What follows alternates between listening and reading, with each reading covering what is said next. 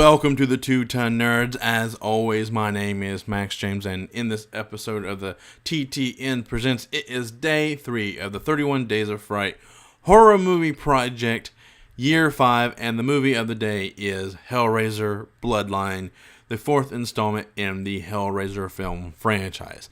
Whew. Now, my initial reaction was when the final credit rolled was, I thought it was pretty decent. It's probably on par with the third one, but I know this is this is the last good Hellraiser movie, so I'm kind of looking forward to seeing how terrible the next few installments are, but I really thought this was pretty decent overall. I liked some stuff and I disliked some stuff as well, but overall I thought it was pretty decent. So I'm going to tell you what you need to know about this movie, and first up is the plot. The plot of the movie is the origin of the puzzle box and how the maker of said toy of the puzzle box is cursed through his bloodline and constantly haunted by the Cenobites, and will always have a looming dream, or like constant dreams about creating another puzzle box to counteract the Cenobite puzzle box, the dark side of the puzzle box.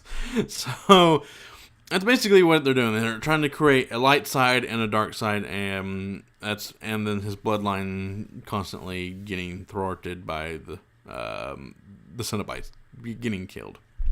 So that's basically the plot of and I thought it was a pretty decent plot. I really thought that was a very good idea to give an origin story to the puzzle box, because we got an origin story of Pinhead in the previous movie, so it only seems fitting to kind of show how the puzzle box came to be the puzzle box.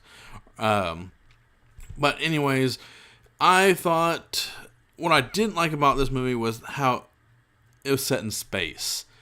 I didn't like that at all, but even though it was very limited in the movie, like the bookends of the movie starts out in space and ends in space, and the chunk of the movie is during the different time periods and stuff. So that was where I really fully enjoyed the movie, was when they were more grounded in the reality rather than set in the future. So, and even in the past, I enjoyed the past sequence as well. Or in the 18th century, when the toy box was officially commissioned to be created for this dude who wanted to create a portal to hell. So, with all that being said, I thought the acting was really good. Doug Bradley, he was phenomenal as Pinhead. Even the other Cenobites, I thought they were really great. They had some very unique characteristics. I thought these were more original than the ones that were in 3. I thought those were the ones in 3 were just like they were more Borg-esque, but these were more fitting of the world of Hellraiser than the ones in the previous movie. So I really enjoyed the new Cenobites. I just like the story. I like the story of this movie, but I just don't like how it was presented. So even the non-Cenobite, the human actors in the movie, they were really good. I never had any problems with them. It wasn't taken away from their acting ability. I was fully engrossed in what they had to say and stuff like that.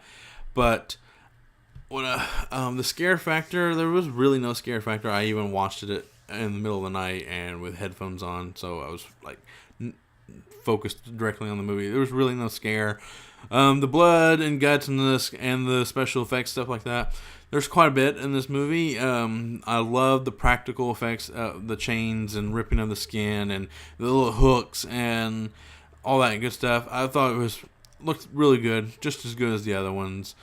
Even though I still think 1 had the best special effects out of all of them, but it's kind of hard to beat that scene where the guy is kind of rebuilding himself from the ground up, from a puddle of blood to a full skeleton. I thought that was just phenomenal. But anyways, my other flip side of that coin is I hated the CGI. It looked so fake.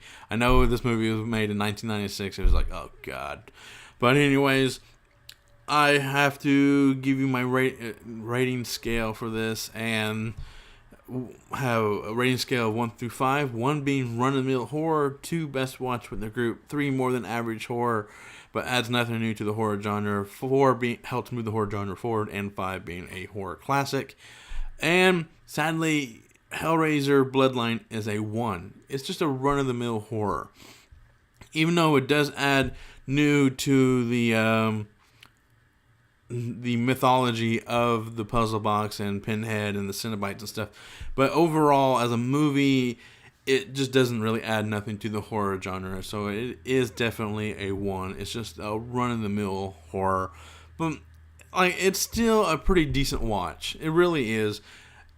But it's probably about as good as 1 viewing, like most horror movies are, unless they're very, very good, like Evil Dead or Dawn of the Dead and stuff like that.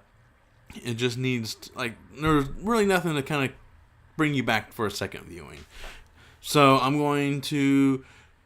that's really all I gotta say. As always, my name is Max James, and I'm going to go geek out.